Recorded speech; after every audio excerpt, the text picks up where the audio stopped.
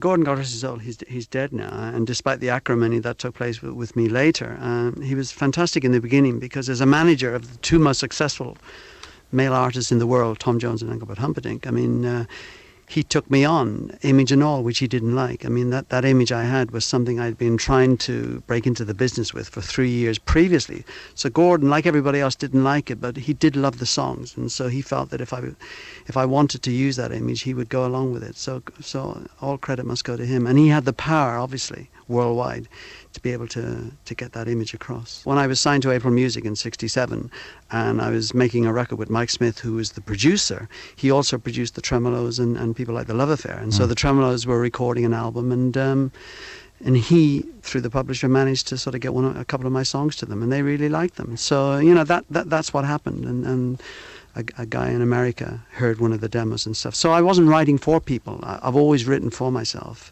But it's kind of nice as a writer when other people record your songs, of course. And what about the image, the typical sort of image we have of Gilbert O'Sullivan in the flat cap and the flannel suit and everything? Yeah. Yes. Where did that come from? Well, it's just something I've always liked. I mean, the Just William, I created this character. I love a Buster Keaton, Charlie Chaplin.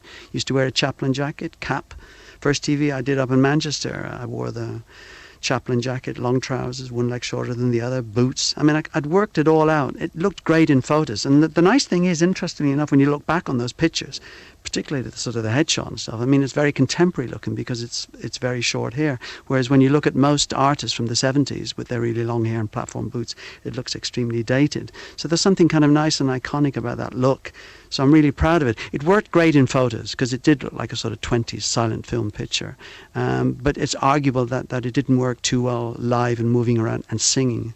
But that didn't bother me at all. It was just something I wanted to do. I wanted to be different, and I was.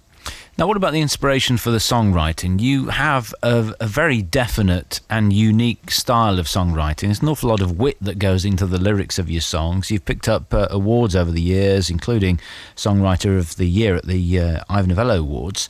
What inspires you to write? Just a love of writing. A love of words, a love of writing. I mean, you know, the joy of writing a lyric is terrible to begin with because it's a blank piece of paper. But by, you know, a week later, you finished a song. You know, when you write a song and you do the lyrics, it's 3 verses perhaps and one middle section. But sometimes when you get into a lyric, you'll maybe write 6 verses and maybe you'll write 3 middle sections and you'll have to kind of throw them away, even though they're as good as what you're using. So it was kind of nice this time, I felt, for people who were interested, that they could look at lyrics that were written for a particular song but not used simply because there just wasn't the time. And because of that, and because of the way that you write the songs, they're pretty timeless, I have to say. People in England say, you know, Clair's your biggest hit in the UK, and they may be right. But you go to Spain, it's What's in a Kiss. You go to Holland, it's Nothing Rhymed. You go to America, it's Alone Again. And Alone Again opens up doors for me globally. And it gets used in a lot of American films. The recent Matt Damon movie, Stuck on You, it was used in that. It was used in Virgin Suicides. And so it's, you know, and that gives you the opportunity for a new audience. In Japan, we had a song from an album that was on a TV series, and we had a #1 with it. And you do get introduced to a brand new audience who are not at all familiar with your earlier work.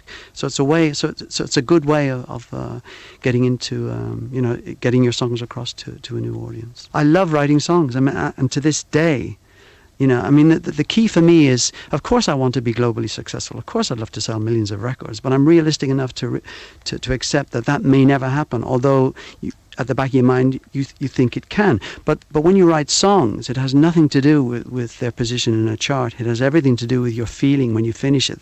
There's something nice about finishing a song that you're really happy with.